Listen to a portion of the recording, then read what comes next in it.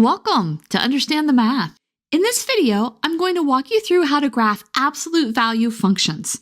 We're going to graph the 4 functions that are listed here in 3 easy-to-follow steps. We're going to start with graphing the absolute value of x so that we can learn a little bit more about that function. On the left, we're going to start by graphing the function y is equal to x.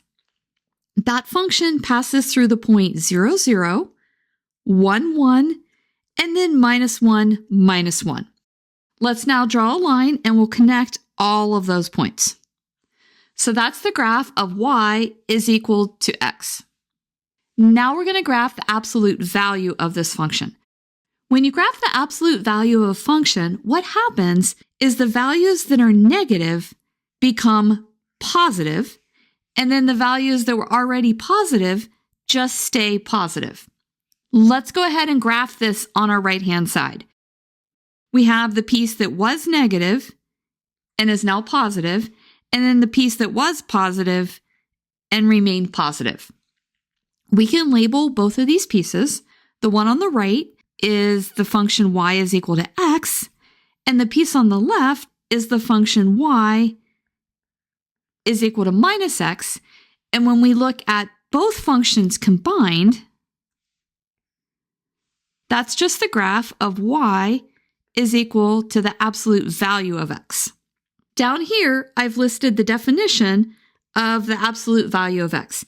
It is a piecewise function, and it's equal to x if x is greater than or equal to 0. That's this piece. And then it's equal to minus x if x is less than 0, and that's just this piece. I want you to notice that the vertex of the graph is located at x is equal to 0. The function changes at the point where whatever function is inside the absolute value, in our case, it's just equal to x, is equal to 0. And that's exactly where the vertex is located. Let's now graph a more complicated absolute value function. An absolute value function has a standard form, and it looks like this. The vertex is located at the point hk. Here's h, and here's k. And then the slope is equal to a, and it's just the rise over the run, or delta y over delta x. When the constant a is greater than 0, our absolute value function opens upward, and when our constant a is less than 0, our absolute value function opens downward, just like if you were graphing a parabola. To make things easier, I've listed 3 steps that we can follow to graph any absolute value function.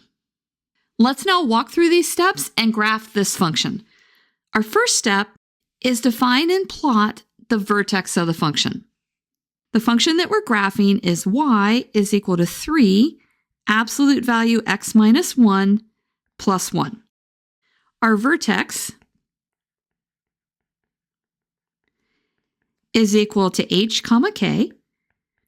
H is equal to 1 and k is equal to 1. I'll highlight those so you can see where those come from. This is where the h comes from, and that's where the k comes from. Let's go ahead and put the vertex on our graph. It's just at the point 1, 1. The second step is we're going to use the slope to plot points to the left and right of the vertex. So let's first look and let's see what our slope is. Our slope is going to be equal to this value right here, which is 3. And let's remind ourselves that we can write this as 3 divided by 1, which means that we're going to go up 3 and to the right 1. Let's go ahead and let's plot that point. So we're going to start at our vertex, and we're going to go up 3, 1, 2, 3, and over 1. We're going to put a similar point on the other side of our graph, right here, because we have a negative piece. Now all we have to do is connect these points, and we have our absolute value function drawn. Let's look at some more examples. You may want to pause the video and see if you can complete this example on your own. we're going to graph this function. And for reference, I've written down the standard form and the steps that we're going to follow. Let's start by writing down our function. So our function is y is equal to minus 2 absolute x plus 3 plus 2. Our first step is to find the vertex, and our vertex is h comma k, and that is equal to minus 3, 2. Remember, when you're finding the vertex, what you're going to do is you're going to take this function and you're going to set it equal to 0 because that's where the vertex is located. And that's where we get x is equal to minus 3. And this minus 3 is just our h value. Let's go ahead and let's plot that. So we have, let me move our graph up a little bit. We have minus 3, 2. And that's our vertex. Our second step is that we're going to use the slope to plot our points to the left and right of our vertex. So let's look back up here. Our slope, let me go ahead and highlight that for us. Our slope is equal to minus 2.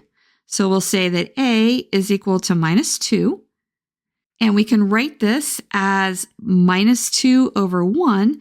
So we're going to move down 2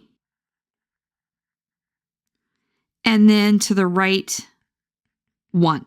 So let's go to our vertex and let's do that. We're going to move down 2 and to the right 1. So that's that point. And then we're going to put a similar point to the left. And that's going to be this point right here. And then our third step is we just have to connect the points and graph our function. So we have this one and this one. Notice that our slope was negative, which means that we have an absolute value function that points downward. We have one more example to look at, and it's really important because it's a little bit different than the other examples.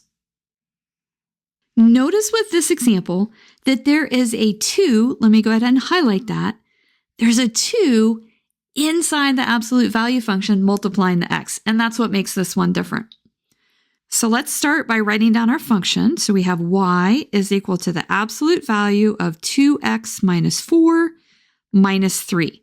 Now, let's compare this to our standard form. Notice that it's not the same because our standard form has a 1 multiplying x. So what we're going to do is we're going to factor out a 2. Let's go ahead and let's pull out our 2. So we have y is equal to 2 absolute x minus 2. Make sure to pull the 2 out of the 4 as well. Minus 3. Now we can go ahead and go through our steps. Our first step is to find the vertex. So our vertex h comma k is going to be 2 minus 3. Remember, you can always find the vertex by setting whatever's inside the absolute value equal to 0. And we get x is equal to 2. And that gives us our value h. Let's go ahead and let's plot this. Let me go ahead and move our graph up a little bit. So we go to the right 2, down 3, and there's our vertex. Our second step is to find the slope. Let me go ahead and let's highlight this. So we have a 2 sticking out in front of the absolute value, so that's going to be our slope. So we have our slope a is equal to 2. And remember, we can write this as 2 over 1. So we're going to go up 2 and then to the right 1. Let's go ahead and do that. We're going to march up 2 to the right 1, and that becomes our next point.